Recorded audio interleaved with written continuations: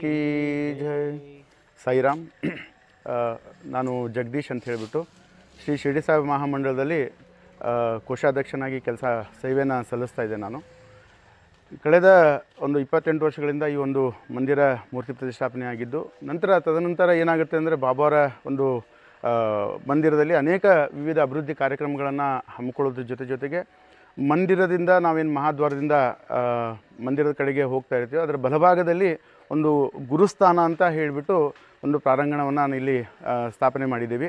ಈ ಗುರುಸ್ಥಾನದಲ್ಲಿ ಒಂದು ನಾಗ ಪ್ರತಿಷ್ಠಾಪನೆಯನ್ನು ಬೇವಿನ ಮರದ ಕೆಳಗಡೆ ಬಾಬಾವರು ಸದ್ಗುರು ಸಾಯಿನಾಥರು ಹೇಳೋ ಪ್ರಕಾರ ಸದಾ ನಿಮ್ಮ ವೃಕ್ಷಸ್ಯ ಮೂಲಾದಿವಾಸಾತ್, ಅಂದರೆ ಸದ್ಗುರು ಸಾಯಿನಾಥರು ಸದಾ ಒಂದು ಬೇವಿನ ಗಿಡದ ನೆರಳದ ಅಡಿಯಲ್ಲಿ ವಾಸಿಸುವ ರೀತಿಯಲ್ಲಿಯೇ ಸಹ ಈ ಒಂದು ಶಿರಡಿ ನಗರದ ಸಾಯಿ ಮಂದಿರದ ಸಹ ಒಂದು ಗುರುಸ್ಥಾನದ ಒಂದು ಪ್ರಾರಂಗಣವನ್ನು ನಾವಿಲ್ಲಿ ಬಾಬಾವರು ಮಾಡಿದ್ದಾರೆ. ಈ ಒಂದು ಗಿಡಕ್ಕೆ ಕಳೆದ ಮಂದಿರ